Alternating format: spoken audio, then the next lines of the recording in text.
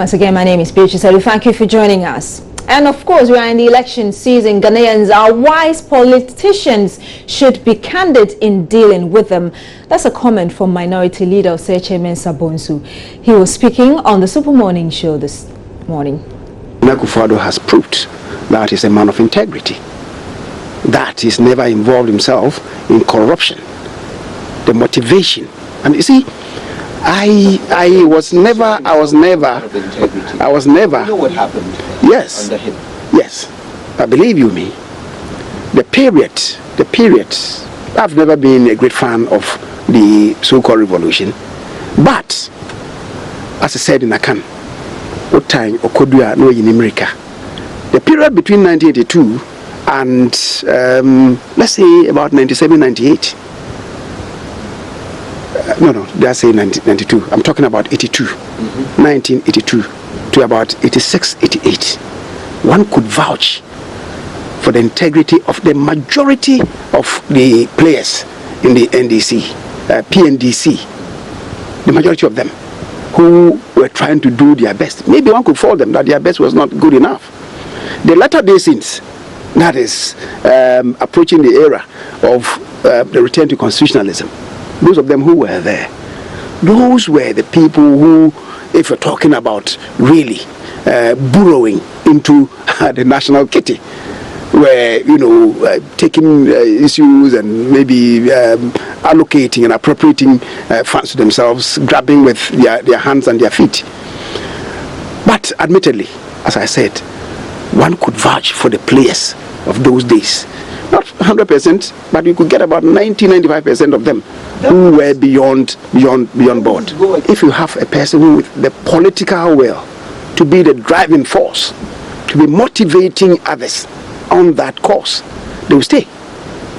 But where, as we have now, people commit such offences and they are brought under the cover of the umbrella in the office of the president, it becomes difficult for us as a nation. We've had situations where attorneys general who should be protecting the purse of the country were the people who went to the finance minister to pay amounts to supposed judgment debts to people, including Wayomi,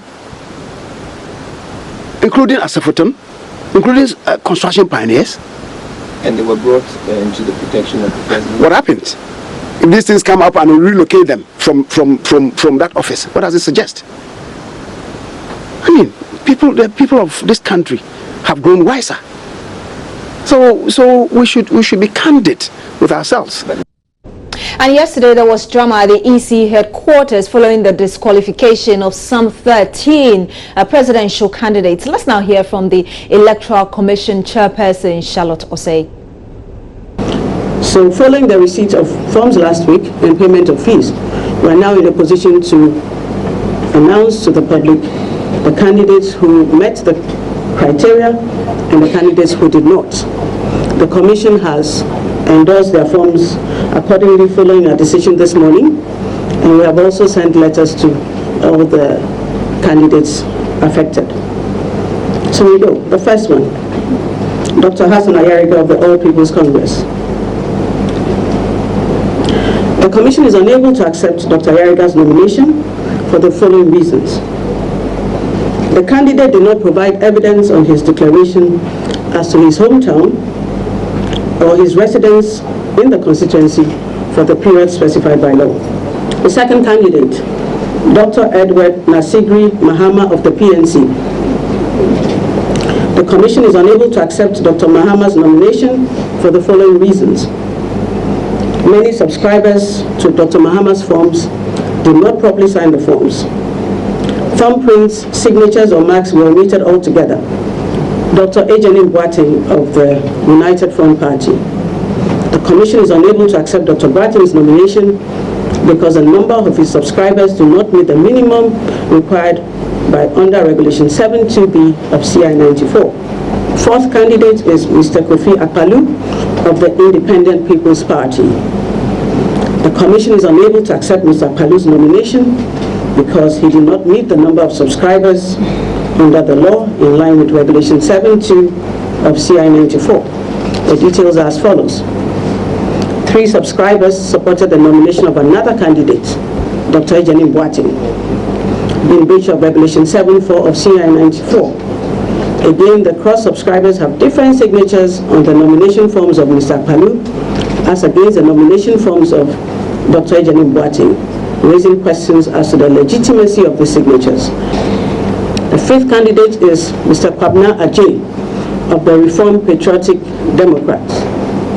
The Commission is unable to accept Mr. J's nomination because the number of subscribers to his forms again did not meet the requirements of Regulation 7.2 of CI 94.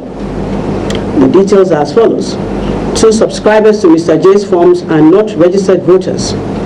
The 6th candidate, Dr. Papa Kwesindu of the Progressive People's Party. The Commission is unable to accept Dr. Ndun's nomination because, again, the number of subscribers to his forms did not meet the requirements of Regulation 7.2 of CI 94. The details are as follows. 1 subscriber, Mr. Richard Asida, with voter ID number 781-200-3957, endorsed Dr. Ndun's forms in the Central Region, and again endorsed the same forms with the same ID number in the Volta region. The 7th candidate, Dr. Henry Herbert Latte of the Great Consolidated Popular Party. The Commission again is unable to accept Dr. Latte's nomination because the number of subscribers to his forms did not meet the requirements of Regulation 7.2b of CI 94. The details are as follows. Pages 18 to 22 of his forms do not contain any signatures of the subscribers as required by law. Candidate number 8 is Mr. Richard Nixon Tete, also known as W. Tete, I believe, of the United Development Systems Party. The Commission is unable to accept Mr. Tete's nomination. The subscribers are required to be registered voters, and almost all subscribers to Mr. Tete's forms had non-existent voter ID numbers. Candidate number 9 is Mrs. Nana Konedo Ajiman Rollins of the National Democratic Party. The Commission is unable to accept Mrs. Rollins' nomination because the number of subscribers to her forms did not meet the requirements of Regulation 7.2b of CI 94. In this instance, 1 subscriber to her forms on page 89 is not a validly registered voter and illegally registered twice in 2012 and 2014, and is on the exclusion list of multiple voters. Candidate number 10 is Mr. Thomas Nwako Wadru of the Democratic People's Party. Again, the Commission is unable to accept Mr. Wadru's nomination for the following reasons. Mr. Wadru's forms were not properly completed, and his candidate's particulars, which included his voter ID number, were not provided on page 1 of his forms, and so the Commission is unable to establish whether the candidate is a registered voter and therefore eligible for the office of President. The 11th candidate is Mr. Alfred Kwame Asiedu Walker, an independent candidate. Again, the Commission is unable to accept Mr. Walker's nominations for the following reasons. His forms were improperly filled and contained several irregularities. There are invalid endorsements and missing signatures on the forms. The 12th candidate, Madame Ekadonko of the Ghana Freedom Party. Again, the Commission is unable to accept Madame Donko's forms for the following reasons. The form was not properly filled. The candidate herself provided 3 different signatures on her forms. The vice presidential candidate is not qualified for the office on the basis of age because the date of birth given to us is October 15, 1998. Mr. Akwesi Adai Odike of the United Progressive Party. The Commission has been served with court processes challenging the membership and candidacy of Mr. Akwesi Adai Odike by some members of the United Progressive Party. The processes seek to restrain the Electoral Commission from issuing, accepting, and registering Mr. Odike to contest the 2016 presidential election as a flag bearer of the UFP. The Commission is therefore unable to accept Mr. Odike's nomination forms until the matter in court has been concluded. Finally, these are the nominations that have been accepted by the Electoral Commission as meeting the requirements of the law, and we will announce it in the order in which their submissions were received. Nana Adodankwa Akufo-Addo of the New Patriotic Party, John Dramani Mahama of the National Democratic Congress, Ivo Kobina Greenstreet of the Convention People's Party, and Mr. Jacob Osei-Yeboah, an independent candidate. And like we said, there have been some reactions pouring in from these presidential candidates who have been disqualified. And my colleague Maxwell Agbagba is following up on some of them. He joins us live on the line. Maxwell, which other candidates have you been speaking with?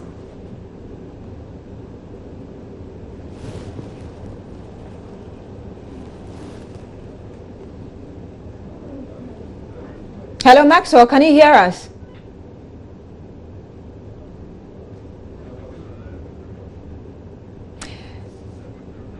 Hello. All right, let's move on from our reporter Maxwell Agbagba. We'll try and restore that line to him later. But we can speak to the head of public relations or communications at the Electoral Commission, Eric Jakwasu. He joins us live on the line as well. Good morning to you, sir. Thank you for joining us. Good morning, Beatrice. Great. Now, it seems the major complaint that runs through the argument of the disqualified candidates is that they were not informed to do their corrections. By what means did you communicate to them over their corrections? Thank you very much. Per the procedure, the candidates come to submit their nomination form. As soon as we receive a form, the vetting as it is begins. And at the point of vetting, when you detect the errors, you draw their attention to go and then, as it were, do the necessary correction. So it is verbal as you meet them. It is only the final decision that is communicated to them in writing.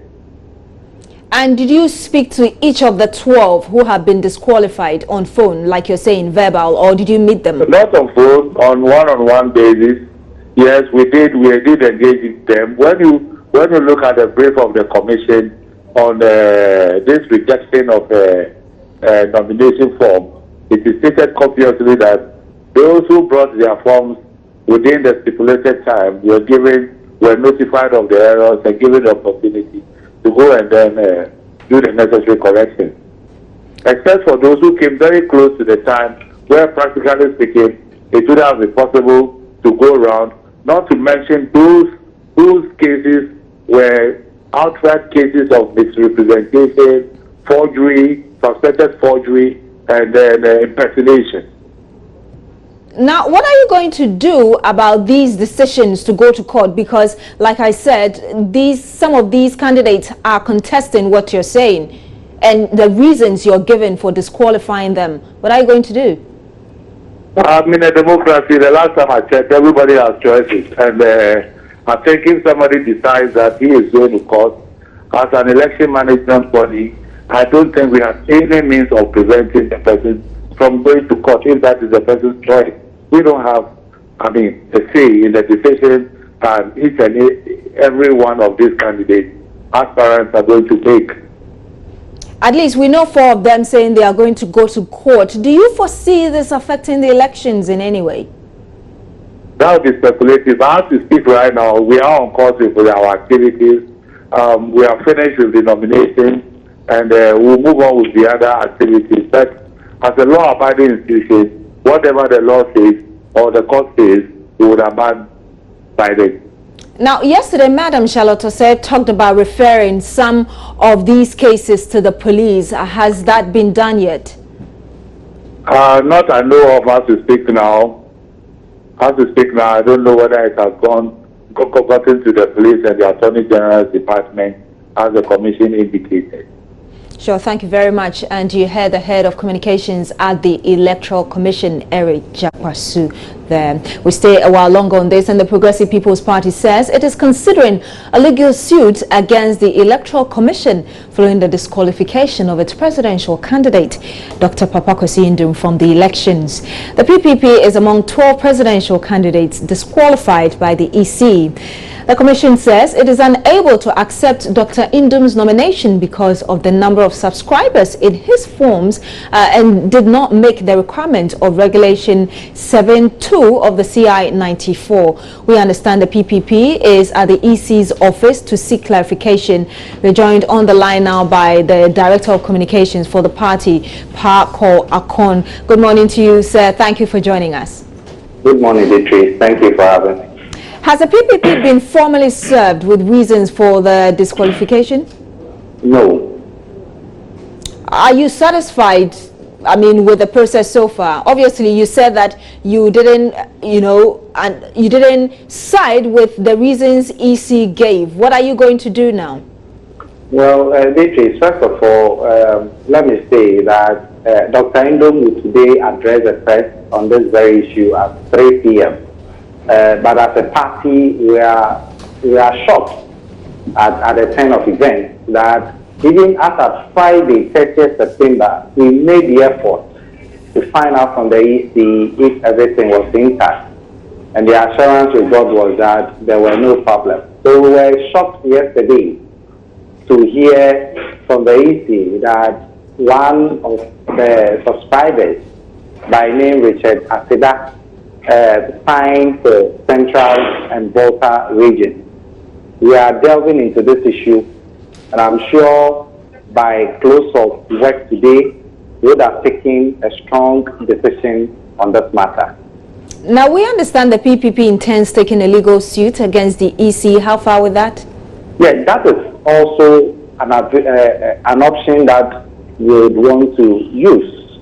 Of course, it's our right to go to court if we find any decision of the EC untoward. And so we shall avail ourselves to that right of seeking redress in court. It is something that our legal team is considering.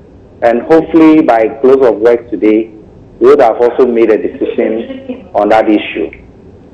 Thank you very much. Paco Akon is with the PPP. Let's speak to the Public Relations Officer of the Ghana Police Service, Superintendent Cephas Arthur, who joins us live on the line. Good morning to you, sir. Thank you for joining us.